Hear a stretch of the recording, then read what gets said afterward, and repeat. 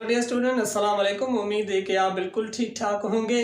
तो आज जो हमारा टॉपिक है, आज जो हमारा लेक्चर है, जिसमें आज हम पढ़ेंगे कि atomic number in atomic mass number क्या होता है। ठीक है, तो यहाँ पे देखें कि atomic number in atomic mass number. तो सबसे पहले यहाँ पे हम समझें कि एटम हम किसको कहते हैं, कि एटम है क्या। ठीक है, तो देखें, atom is a smallest particle of an element is called atom. Atom जो है वो स्मॉलेस्ट पार्टिकल है किसका, एलिमेंट का, उसको हम क्या कहते हैं, एटम कहते हैं। ठीक है, अब यहाँ पे देखें कि जो एटम है वो smallest particle of an element is called atom. लेकिन एलिमेंट किसको हम कहते हैं, कि एलिमेंट जो होता है वो सेम टाइप ऑफ एटम्स जब आपस में मिलते हैं तो क्या बनता है, कि एक हमारे पास एलिमेंट बनता है। ठीक है, यहाँ पे देखेंगे कार्बन यहाँ पे एलिमेंट है, वो कैसे बना है, कि यहाँ पे सेम टाइप ऑफ एटम्स आपस में मिलके हमें क्या मिला, के कार्बन एक हमारे पास एलिमेंट मिला। अब देखें कि जो एटम का स्ट्रक्चर हम देखें कि एटम कैसे बनता है, कि एटम सब एटॉमिक पार्टिकल से बना हुआ होता है। वो कौन से सब एटॉमिक पार्टिकल्स होते हैं, जिसमें हमारे पास होता है कि प्रोटॉन और उसके बाद होता है कि इलेक्ट्रॉन और न्यूट्रॉन्स। ठीक है, अब देखें ये सब एटॉमिक पार्टिकल्स होते हैं जिससे एटम बना होता है। अगर हम एटम का स्ट्रक्चर देखें तो इसका स्ट्रक्चर जो होता है वो ऐसा, तो इसका जो स्ट्रक्चर होता है वो कैसा होता है, कि यहाँ पे और इसके बाद यहाँ पे इसके साथ ये होता है। ठीक है, अब देखें कि ये जो बीच में है इसको हम क्या कहते हैं, कि न्यूक्लियस। ठीक है, और ये जो होते हैं इसको हम क्या कहते हैं, या आप इसको ऑर्बिटल्स भी कह सकते हैं या आप इसको शेल भी कह सकते हैं। ठीक है, अब इसमें जो सब एटॉमिक पार्टिकल्स होते हैं वो कहाँ एग्जिस्ट करते हैं, जिसमें प्रोटॉन्स, इलेक्ट्रॉन्स और न्यूट्रॉन्स हो गए।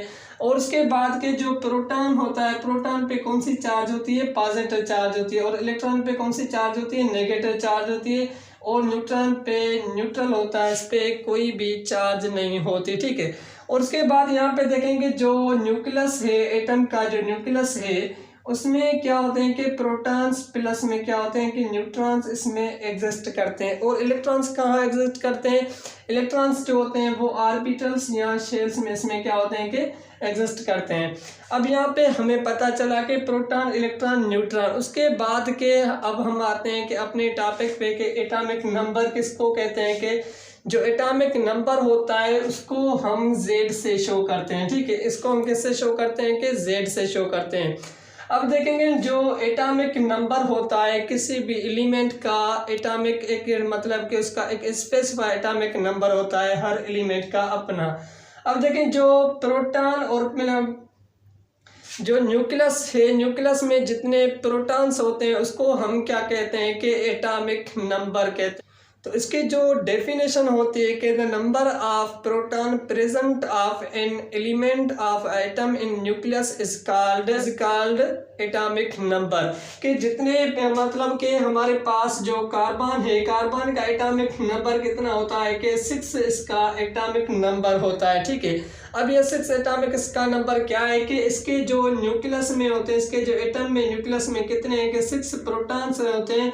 जितने प्रोटॉन्स होते हैं उसको, जितने प्रोटॉन्स होते हैं उसका उतना ही क्या होता है, कि एटॉमिक नंबर होता है। कि एटॉमिक नंबर हम किसको कहते हैं, कि किसी भी एलिमेंट के एटम में उसके न्यूक्लियस में जितने प्रोटॉन्स प्रेजेंट होते हैं उसको हम क्या कहते हैं, कि एटॉमिक नंबर कहते हैं। ठीक है, the number of protons present in of an element in nucleus is called atomic number. ठीक है, कि किसी भी एटम में जितने प्रोटॉन्स होंगे प्रेजेंट, उसमें जितने प्रोटॉन्स प्रेजेंट होंगे उसका उतना ही क्या होगा, कि एटॉमिक नंबर होगा। फॉर एग्जांपल यहाँ पे हम लेते हैं कि ऑक्सीजन का एटॉमिक नंबर कितना होता है, कि ऑक्सीजन का जो एटॉमिक नंबर होता है 8 होता है। तो मतलब कि इसका जो एटम है, एटम में जो न्यूक्लियस में इसके कितने होते हैं, कि 8 प्रोटॉन्स होते हैं जितने, और उसके बाद के जितने प्रोटॉन्स होते हैं किसी भी एलिमेंट में उतने ही क्या होते हैं, कि इलेक्ट्रॉन्स होते हैं। ठीक है, उतने ही क्या होते हैं, इलेक्ट्रॉन्स होते हैं।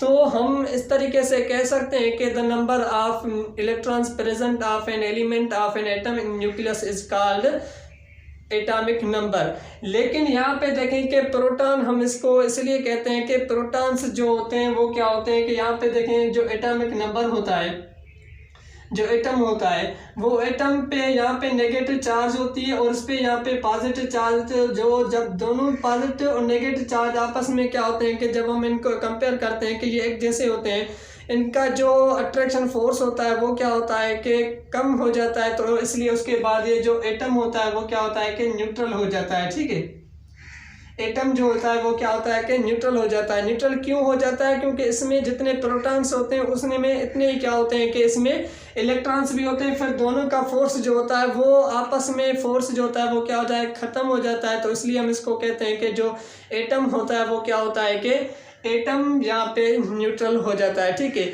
तो उसके बाद हमारे पास है कि एटॉमिक मास नंबर। अब एटॉमिक मास नंबर हम किसको कहते हैं कि यहाँ पे देखें, जैसे हमने एटॉमिक मास नंबर, और आपने देखा कि एटॉमिक के नंबर को हम किससे शो करते हैं कि Z से हम इसको शो करते हैं। एटॉमिक मास नंबर जो आपने देखा कि यहाँ पे एटम है, एटम में क्या है कि न्यूक्लियस है और उसके बाद क्या है कि यहाँ पे। ठीक है, अब देखें एटम में इलेक्ट्रॉन्स भी हैं, प्रोटॉन्स भी, पॉजिटिव चार्ज भी और उसमें न्यूट्रॉन्स भी हैं। ठीक है, अब जो एटॉमिक मास होता है, एटॉमिक मास की जो डेफिनेशन होती है कि the sum of protons and neutrons is called atomic mass number. इसका क्या मतलब हुआ कि किसी भी एलिमेंट के एटम के न्यूक्लियस में जितने प्रोटॉन्स होते हैं, जितने न्यूट्रॉन्स होते हैं, उनको आप सम करेंगे तो जो हमें एटम जो नंबर मिलेगा वो हमें कौन सा नंबर मिलेगा कि एटॉमिक मास नंबर मिलेगा। ठीक है, यहाँ हम इस तरीके से डेफिनेशन में कह सकते हैं कि number of present in protons and neutrons of an element of an atom in nucleus is called atomic mass number. ठीक है, कि किसी भी एलिमेंट के एटम में जितने न्यूक्लियस में प्रोटॉन्स प्लस में न्यूट्रॉन्स होंगे उसका इतना ही क्या होगा कि एटॉमिक मास नंबर होगा। अब यहाँ पे देखें कि ऑक्सीजन के एटॉमिक मास नंबर कितना होता है कि 16 होता है। एटॉमिक मास नंबर इसका जो 16 है वो कैसे है कि इसके जो न्यूक्लियस में कितने होते हैं कि इसके न्यूक्लियस में 8 जो होते हैं वो प्रोटॉन्स होते हैं और 8 जो होते हैं वो क्या होते हैं कि न्यूट्रॉन्स होते हैं। इसलिए इसका जो एटॉमिक मास नंबर होता है वो क्या होता है कि 16 एटॉमिक मास नंबर होता है। कार्बन का एटॉमिक मास नंबर कितना होता है? कार्बन का एटॉमिक मास 12 होता है। तो हम इस तरीके से कह सकते हैं कि इसके जो न्यूक्लियस में क्या होते हैं कि 6 प्रोटॉन्स होते हैं और 6 क्या होते हैं कि न्यूट्रॉन्स होते हैं। इनको जब आप सम करेंगे तो जो हमें नंबर मिलेगा वो कौन सा नंबर मिलेगा? एटॉमिक मास नंबर मिलेगा। तो इसका जो फार्मूला होता है कैलकुलेट करने का, इसका जो फार्मूला होता है A = प्रोटॉन्स प्लस में न्यूट्रॉन्स, ठीक है, प्लस में neutrons is equal atomic mass number. इसको हम क्या कहते हैं कि एटॉमिक मास नंबर कहते हैं कि आप प्रोटॉन प्लस में न्यूट्रॉन्स को सम करें, जो आपको नंबर मिले वो आपको क्या मिलेगा कि एटॉमिक मास नंबर मिलेगा। अब आपसे पूछें, अगर यहाँ पे मैं क्वेश्चन करूँ कि यहाँ पे क्वेश्चन कौन सा है, यहाँ पे क्वेश्चन है कि हमारे पास एक एटम है, इस एटम में कितने के यहाँ पे 24 एटॉमिक मास नंबर है AMU जिसको हम शो करते हैं, और उसमें 12 जो है वो कितना एटॉमिक नंबर है, एटॉमिक नंबर है। ठीक है, अब आप मुझसे अब आप यहाँ पे बताएं कि इसमें नंबर ऑफ न्यूट्रॉन्स कितने, नंबर ऑफ न्यूट्रॉन्स कितने। ठीक है, तो आप क्या करेंगे कि यहाँ पे कैलकुलेट करने के लिए जो मैंने फार्मूला बताया कि आपको फार्मूला ये बताया था कि A = प्रोटॉन्स प्लस में न्यूट्रॉन्स। ठीक है, अब आप न्यूट्रॉन्स को यहाँ पे ले जाएं तो आप क्या करेंगे कि AMU यहाँ पे जो आपको मिला है कितना है कि 24, और उसमें से माइनस कितने करेंगे कि 12 यहाँ पे आप माइनस करें इज इक्वल टू आपको जितना मिलेगा वो आपको क्या मिलेगा, एटॉमिक यहाँ पे न्यूट्रॉन्स मिलेंगे।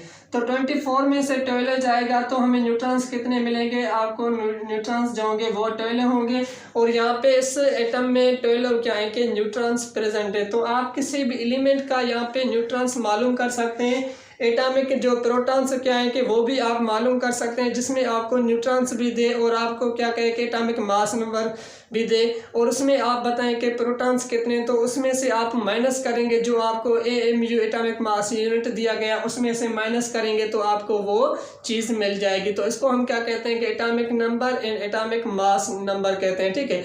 तो यहाँ पे हम लेक्चर को करते हैं, इंशाल्लाह हम नेक्स्ट लेक्चर में मिलते हैं, जिसमें हम पढ़ेंगे कि calculate the atomic number and atomic mass number के हम एटॉमिक नंबर और एटॉमिक मास को हम किस तरीके से कैलकुलेट करते हैं।